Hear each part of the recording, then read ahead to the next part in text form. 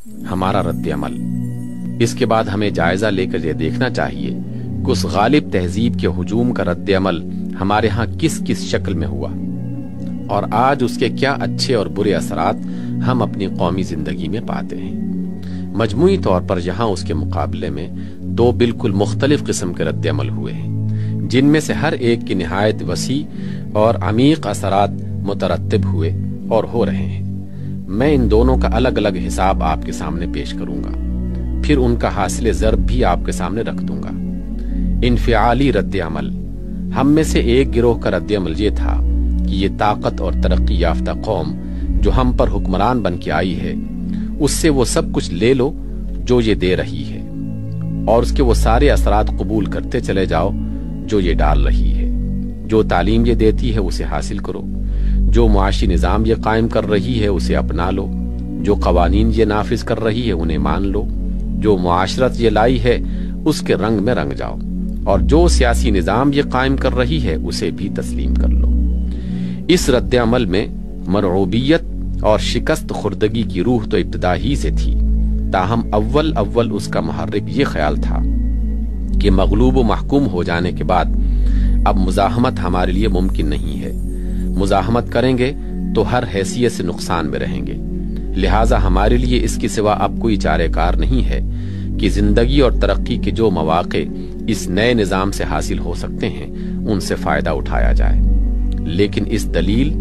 اور اپنی جگہ اچھی خاصی باوزن دلیل سے متاثر ہو کر ہمارے جو عناصر اس راہ پر گئے ان کی پہلی ہی نسل میں وہ نقصانات نمایاں ہونے لگے جو ایک مخالف تہذیب کے مقابلے میں قبولیت و انفعال کا رویہ اختیار کرنے سے کسی قوم کو پہنچ سکتے ہیں، اور پھر ہر نسل کے بعد دوسری نسل ان نقصانات میں زیادہ سے زیادہ مبتلا ہوتی چلی گئی، یہاں تک کہ ایک قدر قلیل کے سوا ہمارا پورا طبقہ متوسط اس وبا سے معاف ہو گیا، اور اپنے بڑوں کی دیکھا دیکھی عوام تک اس کا زہر پھیلتا چلا گیا۔ مذہب کے متعلق اہل مغرب کا جو نقطہ نظر تھا، ہمارے لیے تعلیم یافتہ لوگوں کی بڑی اکثریت نے اسے قریب جوں کا توں قبول کیا، اور یہ تک محسوس نہ کیا کہ مغرب نے مذہب کو جو کچھ سمجھا تھا وہ مسیحیت اور کلیسا کو دیکھ کر سمجھا تھا، نہ کہ اسلام کو۔ وہ اس پورے انداز فکر کو اخذ کر بیٹھے جو اہل کلیسا کی ضد میں مذہب اور اس سے تعلق رکھنے والے مسائل و معاملات کے متعلق مغرب میں پیدا ہوا تھا۔ انہوں نے سمجھا کہ اسلام اور اس کی ہر چیز شک کی مستحق ہے، اور دلیل و ثبوت کی ضرورت اگر ہے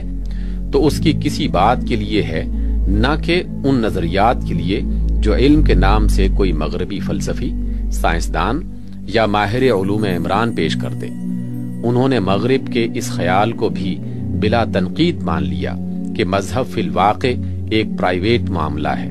اور اجتماعی زندگی سے اس کو کوئی سروکار نہیں ہونا چاہیے۔ یہ خیال ان کے ذہن میں کچھ اس طرح اتر گیا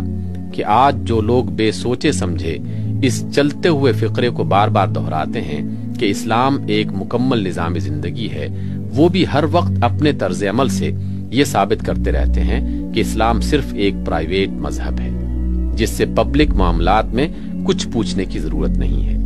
بلکہ ان میں سے اکثر و بیشتر لوگوں کے لیے اسلام ایک پرائیویٹ مذہب بھی نہیں، کیونکہ ان کی اپنی شخصی زندگی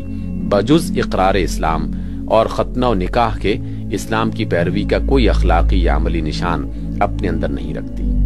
ان میں سے جن لوگوں میں مذہبیت کی طرف میلان باقی رہا یا بعد میں پیدا ہوا، ان کے اندر بھی زیادہ تر اس نے یہ شکل اختیار کر لی کہ مغرب اور اس کے فلسفوں اور نظریات اور عملیات کو معیار حق مان کر اس کے عقائد اور اس کے نظام زندگی اور اس کی تاریخ کی مرمت کر دی جائے، اور کوشش کی گئی کہ اسلام کی ہر چیز کو اس معیار پر ڈھال لیا جائے،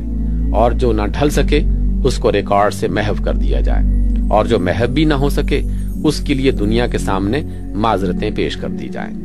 ان کی عظیم اکثریت نے مغرب کے فلسفہ زندگی اور مغربی تہذیب کی فلسفیانہ بنیادوں کو بجن سے ہی اخذ کیا اور ان پر کسی تنقید کی ضرورت محسوس نہ کی۔ یہ لازمی نتیجہ تھا اس تعلیم کا جو انہیں ابتدائی مدارس سے لے کر آخری مراتب تک مدرسوں اور کالجوں میں دی گئی۔ تاریخ، فلسفہ، معاشیات، سیاسیات، قانون اور دوسرے علوم کو جس طرز پر انہوں نے پڑھا اس سے وہی ذہنیت بن سکتی تھی جو خود ان کے مغربی استادوں کی تھی، اور دنیا اور اس کی زندگی کے متعلق ان کا نقطہ نظر وہی کچھ ہو سکتا تھا جو اہل مغرب کا تھا۔ خدا اور آخرت کا علانیہ انکار تو کم ہی لوگوں نے کیا، مگر ہمارے ہاں اس تعلیم سے متاثر ہونے والوں میں ایسے لوگ بھی آخر کتنے پائے جاتے ہیں جو مادہ پرستانہ ذہنیت اور فکر آخرت سے بے نیاز نظریہ حیات نہیں رکھتے، جو اندیکھی غیر محسوس حقیقتوں کو بھی کچھ حقیقت سمجھتے ہیں، جن کی نگاہ میں مادی قدروں سے بلند تر روحانی قدروں کو بھی کچھ وقت ہے، جو دنیا کو اغراض نفسانی کی ایک بے دردانہ کشمکش کا میدان جنگ نہیں سمجھ رہے ہیں۔ اخلاق کے معاملے میں اس انفعالی رد عمل کا نتیجہ اس سے بھی بدتر ہوا۔ اپنے دور انحطاط میں ہمارے اخلاق کی جڑیں بوسیدہ تو پہلے ہی ہو چکی تھیں، ہمارے امراء و اہل دولت پہلے ہی سے عیش کوش تھے، ہمارے متوسط طبقے کرائے کے سپاہی اور بھاڑے کے ٹٹو پہلے سے بنے ہوئے تھے، ہمارے اندر کوئی مستقل اور مخلصانہ وفاداری پہلے سے موجود نہ تھی۔ پھر جب اس کے ساتھ مغرب کے فلسفہ اخلاق کا جوڑ لگا تو یہاں وہ سیرتیں پیدا ہونا شروع ہو گئیں جو مغربی سیرت کے تمام برے پہلوؤں کی جامع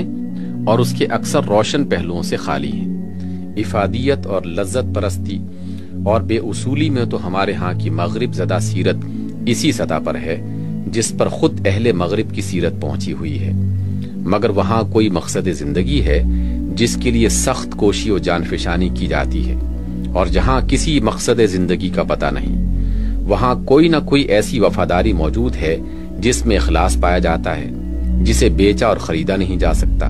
مگر یہاں سب کچھ قابل فروخت ہے اور ہر شے کا تبادلہ روپے یا ذاتی مفاد سے کیا جا سکتا ہے۔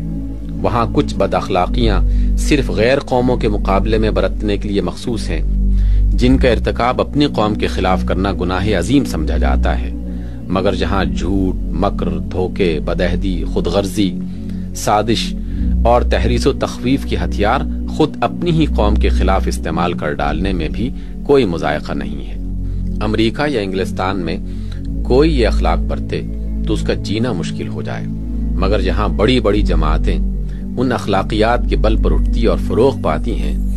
اور جو لوگ ان اوصاف میں اپنی مہارت ثابت کر دیتے ہیں ان کے متعلق سمجھا جاتا ہے کہ قیادت ملی کے لیے یہی موزوں ترین اشخاص ہیں۔ معاشرت اور معیشت اور قانون کے بارے میں مغربی تسلط کے جن اثرات کا ابھی میں آپ سے ذکر کر چکا ہوں، ان سب کو قبول کرنے والے اور انہیں لے کر اپنی قوم میں پھیلانے والے لوگ وہی ہیں جنہوں نے اس انفعالی رد عمل کی راہ اختیار کی۔ تاہم ان میں سے کوئی بھی چیز اس قدر حیرت انگیز نہیں ہے جس قدر انگریزوں کے قائم کیے ہوئے سیاسی نظام کے معاملے میں ان کا رد عمل حیرت انگیز ہے۔ اس گروہ کو سب سے زیادہ ناز اپنی سیاسی سوجھ بوجھ پر ہے، مگر انہوں نے سب سے بڑھ کر اپنی نااہلی کا ثبوت اس معاملے میں دیا ہے۔ جس سیکولرزم، نیشنلزم اور ڈیموکریسی پر ہندوستان کی سیاسی نظام کی بنا رکھی گئی تھی، اور جس کا 19ویں صدی کے نصف آخر سے مسلسل ارتقاء ہو رہا تھا، اس کو اگر ہندوؤں نے تسلیم کیا تو یہ ایک امر طبعی تھا، کیونکہ اس کا ہر جز ان کے لیے مفید تھا، لیکن مسلمان جن کے لیے اس کا ہر ایک جز تباہ کن تھا، ان کا سیاسی نظام کی بنیادی اصولوں کو چیلنج نہ کرنا اس بات کا کھلا ثبوت ہے کہ ان کے نئے تعلیم یافتہ لوگوں نے سیاست پڑھی چاہے کتنی ہی ہو اسے سمجھا بالکل بھی نہیں۔ وہ مغرب سے اتنے مرعوب تھے کہ جو کچھ وہاں سے آتا اسے وحی آسمانی سمجھ کر قبول کر لیتے تھے، اور کسی چیز کو تنقید کی کسوٹی پر کس کر دیکھنے کی انہیں ہمت نہ ہوئی تھی۔ اس شکست خوردہ ذہنیت کے ساتھ انہوں نے سیاست پڑھی، اور نتیجہ یہ ہوا کہ اس کے تمام نظریات کو بھی آنکھیں بند کر کے مانتے چلے گئے۔ ان کے اندر نہ اتنی عقل تھی کہ اس سیاسی نظام کی بنیادوں کو جانچ کر دیکھتے، اور نہ اتنی جرت تھی کہ علمی حیثیت سے ان بنیادوں کو چیلنج کر سکتے اور اپنے آقاؤں سے یہ کہہ سکتے کہ تمہارے یہ اصول اس ملک میں نہیں چل سکیں گے۔ انہوں نے آدھی جنگ تو اسی روز ہار دی تھی جب سیکولرزم، نیشنلزم اور ڈیموکریسی کے ان اصولوں کو اصول برحق مان لیا۔ اس کے بعد نہ ان کی پالیسی چل سکی کہ سیاسی ارتقاء کی رفتار اور اہل ملک کی طرف اختیارات کے انتقال کو روکا جائے، اور نہ یہی پالیسی کامیاب ہوئی کہ سراسر غلط سیاسی نظام میں مسلمانوں کو ایسے تحفظات حاصل ہو جائیں جو اس کے تباہ کن اثرات سے انہیں بچا سکیں۔ آخر کار جب وہ سیاسی نظام پختہ ہو کر اپنے تکمیلی مرحلے تک پہنچ گیا تو ہمیں چاروں ناچار اس پر راضی ہونا پڑا کہ ہم میں سے آدھے قبر میں جائیں اور آدھے بچ نکلیں۔ اس پر بھی ہمارے سیاسی رہنماؤں کی سمجھ میں اب تک یہ نہیں آیا ہے کہ جس سیاسی نظام نے ہم کو قبر تک پہنچا دیا اس کی بنیادوں میں کیا نقائص ہیں۔ چنانچہ وہ آج بھی اس نظام کو انہی بنیادوں کے ساتھ جوں کا توں باقی رکھے ہوئے ہیں اور اس کو بدلنے کی ضرورت کا کوئی احساس ان کے اندر نہیں پایا جاتا۔ اب ایک کند ذہن آدمی کے سوا کون یہ باور کر سکتا ہے کہ سیاست کے مطالعے اور تجربے نے کوئی سیاسی بصیرت ان لوگوں میں پیدا کی ہے؟ اس میں شک نہیں کہ یہ انفعالی رد عمل سراسر نقصان ہی نہ تھا، اس میں فائدے کی بھی کچھ پہلو تھے۔ اس سے ہمارا پچھلا جمود ٹوٹا، ہم موجودہ زمانے کی ترقیات سے آشنا ہوئے، ہمارے نقطۂ نظر میں وسعت پیدا ہوئی، ہم اس شدید نقصان سے بچ گئے جو صرف غیر مسلموں کے جدید تعلیم پانے اور حکومت کے نظم و نسق میں دخیل ہو جانے سے پہنچ سکتا تھا۔ ہمارے بہت سے آدمیوں کو حکومت کے مختلف شعبوں کا تجربہ حاصل ہوا۔ ان فائدوں میں سے کسی کا بھی میں منکر نہیں ہوں، مگر اس کے ساتھ یہ بھی تو واقعہ ہے کہ اس کی بدولت ہمارا تصور دین بدلا، تصور اخلاق بدلا، فلسفہ زندگی بدلا، ہماری قدریں متغیر ہوئیں، ہماری انفرادی سیرت اور اجتماعی تہذیب کی بنیادیں متزلزل ہوئیں، ہم اسلاف کی اندھی تقلید سے نکل کر اغیار اور گمراہ و بدکردار اغیار کی اندھی تقلید میں مبتلا ہو کر رہ گئے، جس نے ہمیں دینی حیثیت سے بھی تباہ کیا اور دنیاوی حیثیت سے بھی۔ جمودی رد عمل۔ ہمارے ہاں ایک دوسرے گروہ کا رد عمل اس کے بالکل برعکس تھا۔ پہلا گروہ اگر آنے والے سیلاب میں بہہ نکلا تو دوسرا گروہ اس کے آگے جمود کی چٹان بن کر بیٹھ گیا۔ اس نے کوشش کی کہ علم اور مذہب اور اخلاق اور معاشرت اور روایات کی اس پوری میراث کو جو 18ویں صدی کے لوگوں نے چھوڑی اور 19ویں صدی کے لوگوں نے پائی تھی، اس کے تمام صحیح و غلط اجزاء سمیت جوں کا توں باقی رکھا جائے اور نئی فاتح تہذیب کا نہ کوئی اثر قبول کیا جائے، نہ اس کے سمجھنے ہی میں اپنا وقت ضائع کیا جائے۔ اس گروہ کے لوگوں نے آثار قدیمہ کے تحفظ کا جو رویہ مغربی تہذیب سے پہلا تصادم پیش آنے کی ساعت میں اختیار کیا تھا، اس پر وہ آج تک بلا کسی ترمیم و نظر ثانی کے قائم ہیں۔ انہوں نے اپنا ایک لمحہ بھی سنجیدگی کے ساتھ اس کام میں صرف نہ کیا کہ اگلوں کی میراث کا تجزیہ کر کے دیکھیں کہ اس میں کیا باقی رکھنے اور کیا بدلنے کے لائق ہے۔ نہ انہوں نے کبھی سنجیدگی کے ساتھ اس سوال پر غور کیا کہ آنے والی تہذیب کیا کچھ لینے کے لیے قابل ہے، اور انہوں نے کبھی یہ سمجھنے کی کوئی معقول کوشش نہ کی کہ ہمارے نظام فکر و عمل میں وہ کیا خامیاں تھیں جو ہماری شکست کی موجب ہوئیں، اور ہزار ہا میل کے فاصلے سے آئی ہوئی ایک قوم کے پاس علم و عمل کی وہ کیا طاقت تھی جو اس کے غلبے کا سبب بن گئی۔ ان امور کی طرف توجہ کرنے کے بجائے انہوں نے اپنا سارا زور حالت سابقہ کو برقرار رکھنے میں صرف کیا، اور آج تک کیے جا رہے ہیں۔ ان کا نظام تعلیم اور نصاب تعلیم وہی ہے جو 19ویں صدی کے آغاز میں تھا، ان کے مشاغل وہی ہیں، ان کے مسائل وہی ہیں، ان کا انداز فکر وہی ہے، ان کا طریقہ کار وہی ہے، اور ان کے ماحول کی خصوصیات وہی ہیں۔ جو کچھ اس میں اچھائیاں تھیں وہ بھی محفوظ ہیں، اور جو کچھ اس میں خامیاں تھیں وہ بھی محفوظ ہیں۔ میں مانتا ہوں کہ اس دوسرے رد عمل کے اندر فائدے کا ایک قیمتی پہلو تھا اور ہے۔ وہ جتنا قابل قدر ہے اس کی اتنی ہی قدر میرے دل میں ہے۔ ہمارے ہاں جو کچھ بھی قرآن و حدیث اور فقہ کا علم بچا رہ گیا ہے اسی کی بدولت بچا ہے۔ ہمارے بزرگوں نے دین و اخلاق کی جو میراث چھوڑی تھی، بسا غنیمت ہے کہ کچھ لوگ اس کو سنبھال کر بیٹھ گئے اور آئندہ نسلوں کی طرف اس کو منتقل کرتے رہے۔ ہماری تہذیب کی جو اہم خصوصیات تھیں، نہایت قیمتی خدمت ہے کہ کسی نے ان کی حفاظت کی کوشش کی اور سخت مخالف ماحول میں ان کو تھوڑا یا بہت برقرار رکھا۔ میں یہ بھی مانتا ہوں کہ جن لوگوں نے اس رد عمل کی ابتدا کی وہ بڑی حد تک معذور تھے۔ جس وقت تہذیب مخالف کے سیلاب سے ان کو اچانک تصادم پیش آیا،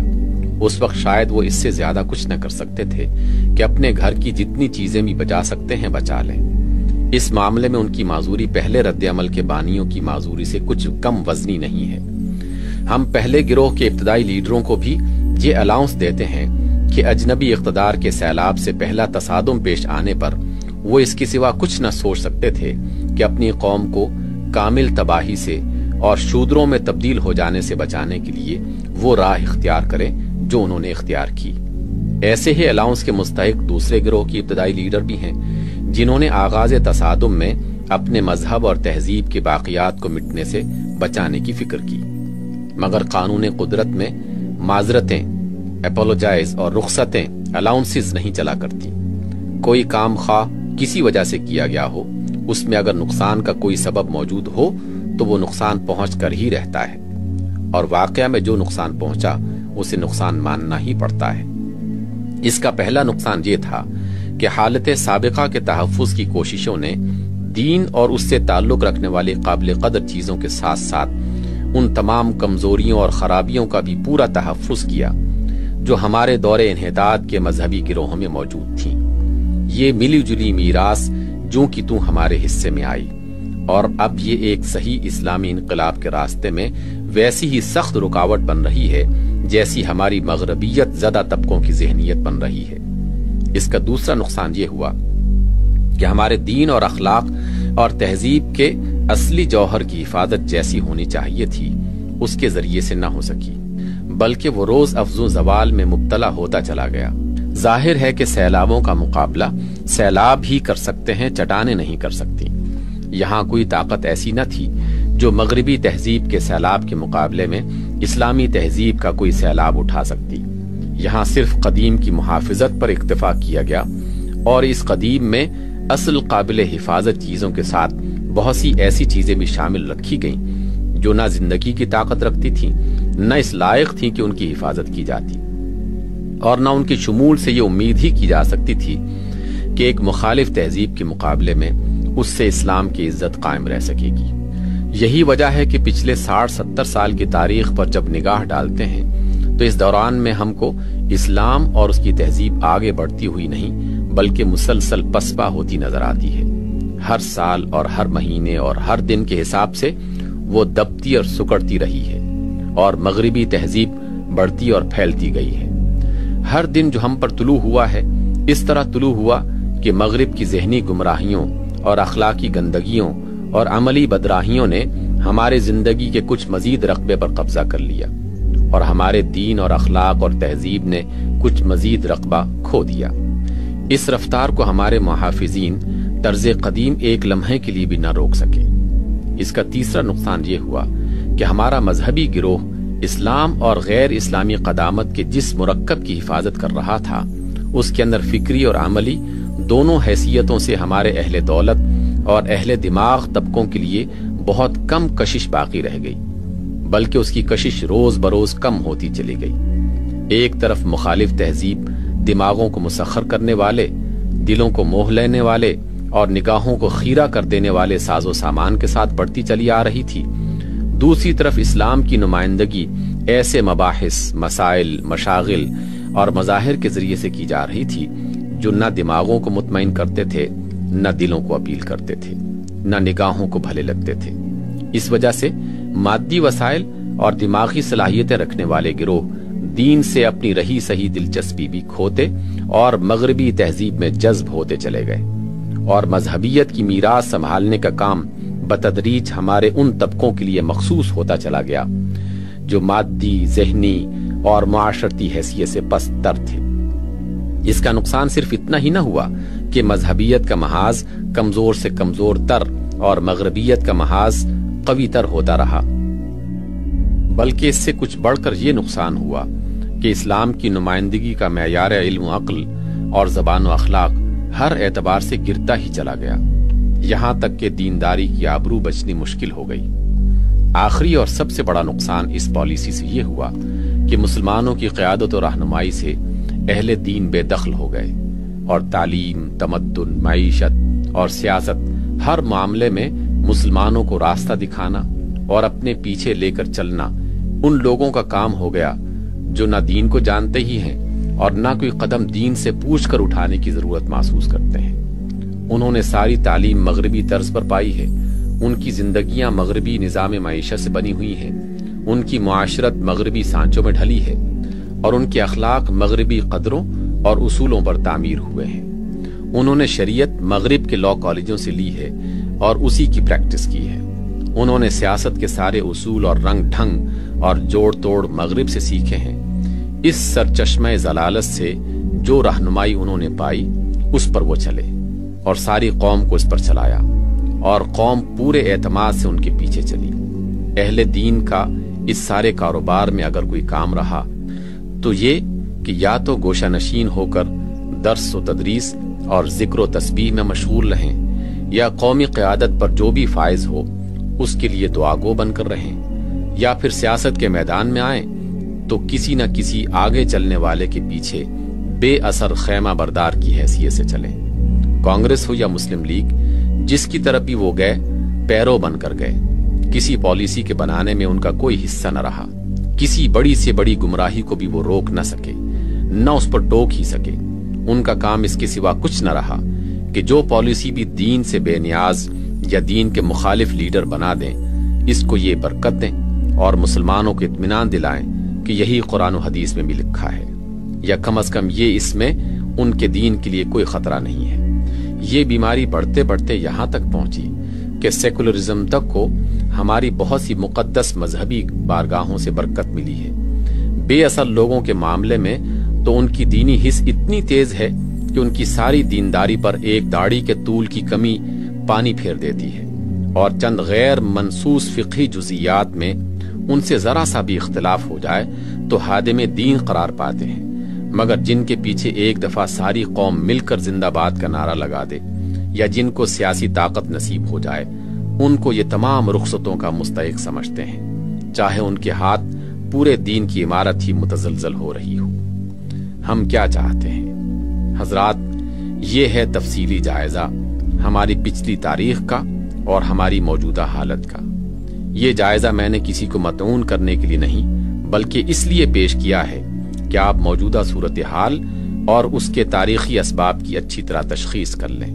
اور اس لائحہ عمل کو ٹھیک ٹھیک جانچ سکیں جو ہم نے محض اللہ کی توفیق و تائید کے اعتماد پر ان حالات میں پاکستان کی اصلاح کے لیے اور اس کو بالآخر اسلام کی نشأت ثانیہ کا علمبردار بنانے کے لیے اختیار کیا ہے۔ میری ان گزارشات سے آپ کو معلوم ہو چکا ہے کہ خرابی کا دائرہ کتنا وسیع ہے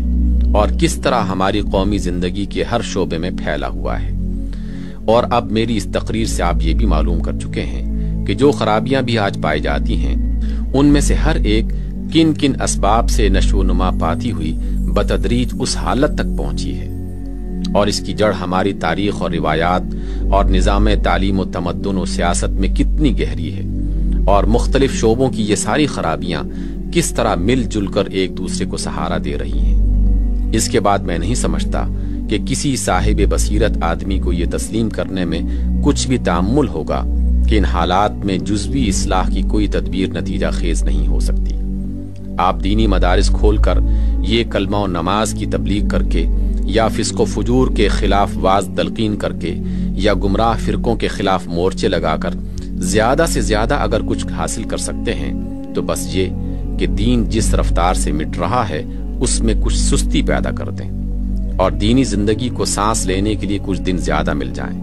لیکن یہ امید آپ ان تدبیروں سے نہیں کر سکتے کہ اللہ کا کلمہ بلند ہو جائے اور اس کے مقابلے میں جاہلیت کے کلمے پست ہو کر رہ جائیں، اس لیے کہ جو اسباب اس وقت تک اللہ کے کلمے کو پست اور جاہلیت کے کلمے کو بلند کرتے رہے ہیں وہ سب بدستور موجود رہیں گے۔ اسی طرح اگر آپ چاہیں کہ موجودہ نظام تو انہی بنیادوں پر قائم رہے، مگر اخلاق یا معاشرت یا معیشت یا نظم و نسق یا سیاست کی موجودہ خرابیوں میں سے کسی کی اصلاح ہو جائے تو یہ بھی کسی تدبیر سے ممکن نہیں ہے، کیونکہ ان میں سے ہر چیز موجودہ نظام زندگی کی بنیادی خرابیوں کی آفریدہ اور پروردہ ہے، اور ہر خرابی کو دوسری بہت سی خرابیوں سے سہارا مل رہا ہے۔ ایسے حالات میں ایک جامع فساد کو رفع کرنے کے لیے ایک جامع پروگرام ناگزیر ہے جو جڑ سے لے کر شاخوں تک پورے توازن کے ساتھ اصلاح کا عمل جاری رکھے۔ وہ پروگرام کیا ہو اور وہ ہمارے نزدیک کیا ہے، اسی پر اب میں گفتگو کرنا چاہتا ہوں، مگر اس پر گفتگو شروع کرنے سے پہلے ایک سوال کا جواب ملنا ضروری ہے۔ وہ سوال یہ ہے کہ آپ فی الواقع چاہتے کیا ہیں، یا زیادہ صحیح الفاظ میں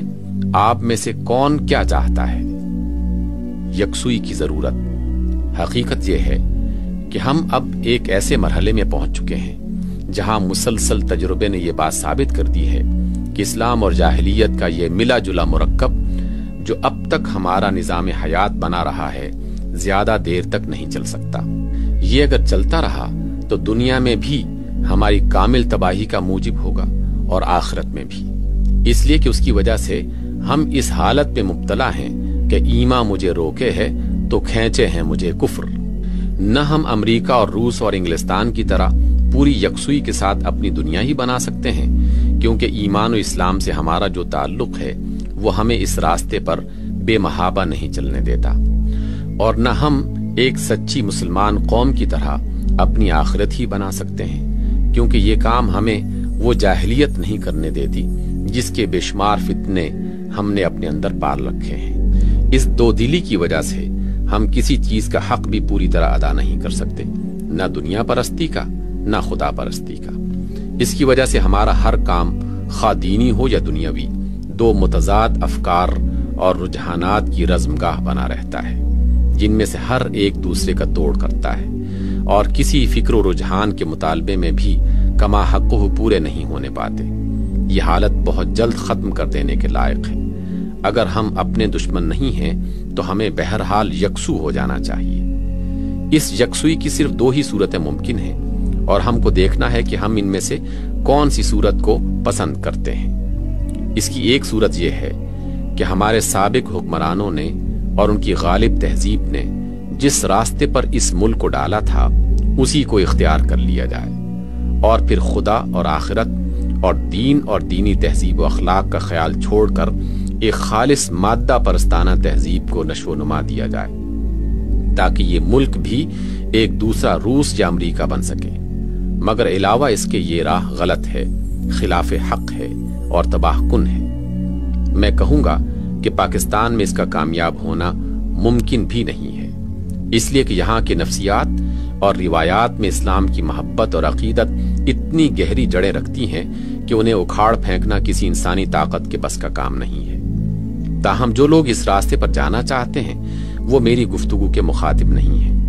ان کے سامنے ہم اپنا پروگرام نہیں بلکہ جنگ کا الٹیمیٹم پیش کرتے ہیں۔ یکسوئی کی دوسری صورت یہ ہے کہ ہم انفرادی اور قومی زندگی کے لیے اس راہ کو انتخاب کر لیں جو قرآن اور سنت محمد صلی اللہ علیہ وسلم نے ہم کو دکھائی ہے۔ یہی ہم چاہتے ہیں، اور یہی ہم سمجھتے ہیں کہ پاکستان کی مسلم آبادی کے کم از کم 999% باشندے چاہتے ہیں، اور یہی ہر اس شخص کو چاہنا چاہیے جو خدا اور رسول کو مانتا ہو اور موت کے بعد کی زندگی کا قائل ہو۔ مگر جو لوگ بھی اس راہ کے پسند کرنے والے ہوں انہیں یہ اچھی طرح سمجھ لینا چاہیے کہ جن حالات سے ہم گزرتے ہوئے آ رہے ہیں اور جن میں اس وقت ہم گھرے ہوئے ہیں، ان میں تنہا اسلام اور خالص اسلام کو پاکستان کا رہنما فلسفہ حیات اور غالب نظام زندگی بنانا کوئی آسان کام نہیں ہے۔ اس کے لیے ضروری ہے کہ ہم اسلام اور غیر اسلامی قدامت کی اس آمیزش کو جسے صدیوں کی روایات نے پختہ کر رکھا ہے تحلیل کریں، اور قدامت کے اجزاء کو الگ کر کے خالص اسلام کے اس جوہر کو لے لیں جو قرآن اور سنت کے معیار پر جوہر اسلام ثابت ہوں۔ ظاہر ہے کہ یہ کام ہمارے ان گروہوں کی مزاحمت اور سخت مزاحمت کے بغیر نہیں ہو سکتا جو قدامت کے کسی نہ کسی جز کے ساتھ گہری وابستگی رکھتے ہیں۔ اس کے لیے یہ بھی ضروری ہے کہ ہم مغرب کی حقیقی تمدنی اور علمی ترقیات کو اس کے فلسفہ حیات اور انداز فکر اور اخلاق و معاشرت کی گمراہیوں سے الگ کریں، اور پہلی چیز کو لے کر دوسری چیز کو بالکلیہ اپنے ہاں سے خارج کر دیں۔ ظاہر ہے کہ اسے ہمارے وہ گروہ برداشت نہیں کر سکتے جنہوں نے خالص مغربیت کو یا اسلام کے کسی نہ کسی مغربی ایڈیشن کو اپنا دین بنا رکھا ہے۔ اس کے لیے یہ بھی ضروری ہے کہ ایسے لوگ فراہم ہوں اور منظم طریقے سے کام کریں جو اسلامی ذہنیت کے ساتھ تعمیری صلاحیتیں بھی رکھتے ہوں، اور پھر مضبوط سیرت اور صالح اخلاق اور مستحکم ارادے کے مالک بھی ہوں۔ ظاہر ہے کہ کہ یہ جنس ہمارے ہاں ویسے ہی کامیاب ہے، اور پھر اس دل گردے کے لوگ آخر کہاں آسانی سے ملا کرتے ہیں، جو سیاسی اور معاشی چوٹ بھی سہیں، فتووں کی مار بھی برداشت کریں اور جھوٹے الزامات کی چوطرفہ بارش کا بھی مقابلہ پورے صبر اور سکون کے ساتھ کرتے چلے جائیں۔ ان سب شرطوں کے بعد یہ بھی ضروری ہے کہ اسلام کو نظام غالب بنانے کی تحریک اسی طرح ایک ہماگیر سیلاب کی مانند اٹھے جس طرح مغربی تہذیب یہاں سیلاب کی مانند آئی اور زندگی کے ہر شعبے پر چھا گئی۔ اس ہماگیری اور سیلابیت کے بغیر نہ یہ ممکن ہے کہ مغربی تہذیب کو غلبہ اقتدار سے بے دخل کیا جا سکے، اور نہ یہی ممکن ہے کہ نظام تعلیم، نظام قانون، نظام معیشت اور نظام سیاست کو بدل کر ایک دوسرا تمدن خالص اسلامی بنیادوں پر تعمیر کیا جا سکے۔ یہی کچھ ہم چاہتے ہیں۔ ہمارے پیش نظر بر عظیم ہندو پاکستان کے مسلمانوں کی پرانی تہذیب کا احیاء نہیں بلکہ اسلام کا احیاء ہے۔ ہم علوم جدیدہ اور ان کی پیدا کی ہوئی ترقیات کے مخالف نہیں بلکہ اس نظام تہذیب و تمدن کے باغی ہیں جو مغربی فلسفہ زندگی اور فلسفہ اخلاق کا پیدا کرتا ہے۔ ہم 2-2 اور 4-4 آنے والے ممبر بھرتی کر کے کوئی سیاسی کھیل کھیلنا نہیں چاہتے بلکہ اپنی قوم میں سے چھانٹ کر ایسے لوگوں کو منظم کرنا چاہتے ہیں جو قرآن و سنت کے حقیقی اسلام کو یہاں کا غالب نظام زندگی بنانے کے لیے قدامت اور جدت دونوں سے لڑنے کے لیے تیار ہوں۔ ہم زندگی کے کسی ایک جز یا بعض اجزاء میں کچھ اسلامی رنگ پیدا کر دینے کے قائل نہیں ہیں بلکہ اس بات کے درپے ہیں کہ پورا اسلام پوری زندگی پر حکمران ہو، انفرادی سیرتوں اور گھر کی معاشرت پر حکمران ہو، نظم و نسق کے محکموں پر حکمران ہو اور معاشی دولت کی پیداوار اور تقسیم پر حکمران ہو۔ اسلام کے اس ہماگیر تسلط ہی سے یہ ممکن ہو سکتا ہے کہ پاکستان یکسو ہو کر ان روحانی، اخلاقی اور مادی فوائد سے پوری طرح متمتع ہو جو رب العالمین کی دی ہوئی ہدایات پر چلنے کا لازمی اور فطری نتیجہ ہے، اور پھر اسی سے یہ امید کی جا سکتی ہے کہ یہ ملک تمام مسلم ممالک کے لیے دعوت الی الخیر کا اور تمام دنیا کے لیے ہدایت کا مرکز بن جائے۔ ہمارا لاہ عمل، ہمارے اس مقصد کو سمجھ لینے کے بعد کسی کو ہمارا لاہ عمل کے سمجھنے میں کوئی دشواری پیش نہیں آ سکتی۔ اس کے 4 بڑے بڑے اجزاء ہیں جنہیں میں الگ الگ بیان کروں گا۔ اس کا پہلا جز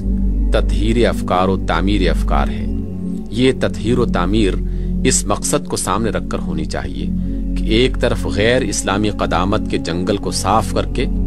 اصلی اور حقیقی اسلام کی شاہراہ مستقیم کو نمایاں کیا جائے، اور دوسری طرف مغربی علوم و فنون اور نظام تہذیب و تمدن پر تنقید کر کے بتایا جائے کہ اس میں کیا کچھ غلط ہے اور قابل ترک ہے اور کیا کچھ صحیح اور قابل اخذ ہے، اور تیسری طرف وضاحت کے ساتھ یہ دکھایا جائے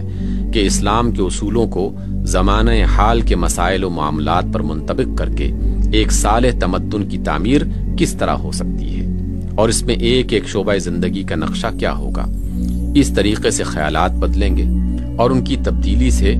زندگیوں کا رخ پھرنا شروع ہوگا اور ذہنوں کی تعمیر نو کے لیے فکری غذا بھی بہم پہنچے گی۔ اس کا دوسرا جز صالح افراد کی تلاش، تنظیم اور تربیت ہے۔ اس غرض کے لیے ضروری ہے کہ ان آبادیوں میں سے ان مردوں اور عورتوں کو ڈھونڈ کر نکالا جائے جو پرانی اور نئی خرابیوں سے پاک ہوں یا اب پاک ہونے کے لیے تیار ہوں، جن کے اندر اصلاح کا جذبہ موجود ہو، جو حق کو مان کر اس کے لیے وقت، مال اور محنت کی کچھ قربانی کرنے پر آمادہ ہوں، خواہ وہ نئے تعلیم یافتہ ہوں یا پرانے، خواہ وہ عوام میں سے ہوں یا خاص میں سے، خواہ وہ غریب ہوں یا امیر یا متوسط۔ ایسے لوگ جہاں کہیں بھی ہوں انہیں گوشہ عافیت سے نکال کر میدان سعی و عمل میں لانا چاہیے، تاکہ ہمارے معاشرے میں جو ایک صالح عنصر بچا کھچا موجود ہے مگر منتشر ہونے کی وجہ سے یا جزوی اصلاح کے پراگندہ کوششیں کرنے کی وجہ سے کوئی مفید نتیجہ پیدا نہیں کر رہا، وہ ایک مرکز پر جمع ہو کر اور ایک حکیمانہ پروگرام کے مطابق اصلاح و تعمیر کے لیے منظم کوشش کر سکے۔ پھر ضرورت ہے کہ اس طرح کا ایک گروہ بنانے پر ہی اکتفا نہ کیا جائے بلکہ ساتھ ساتھ ان لوگوں کی ذہنی اور اخلاقی تربیت بھی کی جائے تاکہ ان کی فکر زیادہ سے زیادہ سلجھی ہوئی ہو اور ان کی سیرت زیادہ سے زیادہ پاکیزہ، مضبوط اور قابل اعتماد ہو۔ ہمیں یہ حقیقت کبھی نہ بھولنی چاہیے کہ اسلامی نظام محض کاغذی نقشوں اور زبانی دعووں کے بل پر قائم نہیں ہو سکتا۔ اس کے قیام اور نفاذ کا سارا انحصار اس پر ہے کہ آیا اس کی پشت پر تعمیری صلاحیتیں اور صالح انفرادی سیرتیں موجود ہیں یا نہیں۔ کاغذی نقشوں کی خامی تو اللہ کی توفیق سے علم اور تجربہ ہر وقت رفع کر سکتا ہے، لیکن صلاحیت اور صالحیت کا فقدان سرے سے کوئی عمارت اٹھا ہی نہیں سکتا، اور اٹھا بھی لے تو سہار نہیں سکتا۔ اس کا تیسرا جز یہ ہے کہ اجتماعی اصلاح کی سعی، اس میں سوسائٹی کے ہر طبقے کی اس کے حالات کے لحاظ سے اصلاح شامل ہے، اور اس کا دائرہ اتنا ہی وسیع ہو سکتا ہے جتنا کام کرنے والوں کے ذرائع وسیع ہوں۔ اس غرض کے لیے کارکنوں کو ان کی صلاحیتوں کے لحاظ سے مختلف حلقوں میں تقسیم کرنا چاہیے، اور ہر ایک کے سپرد وہ کام کرنا چاہیے جس کے لیے وہ اہل تر ہوں۔ ان میں سے کوئی شہری عوام میں کام کرے گا اور کوئی دیہاتی عوام میں، کوئی کسانوں کی طرف متوجہ ہو اور کوئی مزدوروں کی طرف، کوئی متوسط طبقے کو خطاب کرے اور کوئی اونچے طبقے کو، کوئی ملازمین کی اصلاح کے لیے کوشاں ہو اور کوئی تجارت پیشہ اور صنعت پیشہ لوگوں کے لیے اصلاح کرے، کسی کی توجہ پرانی درسگاہوں کی طرف ہو اور کسی کی نئے کالجوں کی طرف، کوئی جمود کے قلعوں کو توڑنے میں لگ جائے اور کوئی الحاد و فسق کے سیلاب کو روکنے میں، کوئی شعر و ادب کے میدان میں کام کرے اور کوئی علم و تحقیق کے میدان میں۔ اگرچہ ان سب کے حلقہ ہائے کار الگ ہوں، مگر سب کے سامنے ایک ہی مقصد اور ایک اسکیم ہو، جس کی طرف وہ قوم کے سارے طبقوں کو گھیر کر لانے کی کوشش کریں۔ ان کا متعین نصب العین یہ ہونا چاہیے کہ اس ذہنی، اخلاقی اور عملی انارکی کو ختم کیا جائے جو پرانے جمودی اور نئے انفعالی رجحانات کی وجہ سے ساری قوم میں پھیلی ہوئی ہے، اور عوام سے لے کر خواص تک سب میں صحیح اسلامی فکر، اسلامی سیرت اور سچے مسلمانوں کی سی عملی زندگی پیدا کی جائے۔ یہ کام صرف واعظ و تلقین اور نشر و اشاعت اور شخصی ربط و مکالمہ سے نہیں ہونا چاہیے،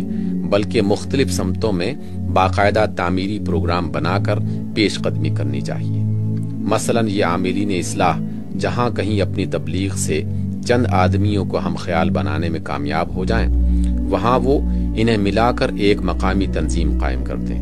اور پھر ان کی مدد سے ایک پروگرام کو عمل میں لانے کی کوشش کرتے ہیں، جس کے چند اجزاء یہ ہیں: بستی کی مسجدوں کی اصلاح حال، عام باشندوں کو اسلام کی بنیادی تعلیمات سے روشناس کرانا، تعلیم بالغاں کے انتظام، کم از کم ایک دارالمطالعہ کا قیام، لوگوں کو ظلم و ستم سے بچانے کے لیے اجتماعی جدوجہد، باشندوں کے تعاون سے صفائی اور حفظان صحت کی کوشش، بستی کے یتیموں، بیواؤں، معذوروں اور غریب طالب علموں کی فہرستیں مرتب کرنا، اور جن جن طریقوں سے ممکن ہو ان کی مدد کا انتظام کرنا، اور اگر ذرائع فراہم ہو جائیں تو کوئی پرائمری اسکول یا ہائی اسکول یا مذہبی تعلیم کا ایسا مدرسہ قائم کرنا جس میں تعلیم کے ساتھ اخلاقی تربیت کا بھی انتظام ہو۔ اسی طرح جو لوگ مزدوروں میں کام کریں وہ ان کو اشتراکیت کے زہر سے بچانے کے لیے صرف تبلیغ ہی پر اکتفا نہ کریں، بلکہ عملاً ان کے مسائل کو حل کرنے کی بھی سعی کریں۔ انہیں ایسی مزدور تنظیمات قائم کرنی چاہیے جن کا مقصد انصاف کا قیام ہو، نہ کہ ذرائع پیداوار کو قومی ملکیت بنانا۔ ان کا مسلک جائز اور معقول حقوق کے حصول کی جد و جہد ہو، نہ کہ طبقاتی کشمکش۔ ان کا طریقہ کار اخلاقی اور آئینی ہو، نہ کہ توڑ پھوڑ اور تخریب۔ ان کے پیش نظر صرف اپنے حقوق ہی نہ ہوں بلکہ اپنے فرائض بھی ہوں۔ جو مزدور یا کارکن بھی اس میں شامل ہوں ان پر یہ شرط عائد ہونی چاہیے کہ وہ ایمانداری کے ساتھ اپنے حصے کا فرض ضرور ادا کریں گے۔ پھر ان کا دائرہ عمل صرف اپنے طبقے کے مفاد تک ہی محدود نہیں ہونا چاہیے، بلکہ یہ تنظیمات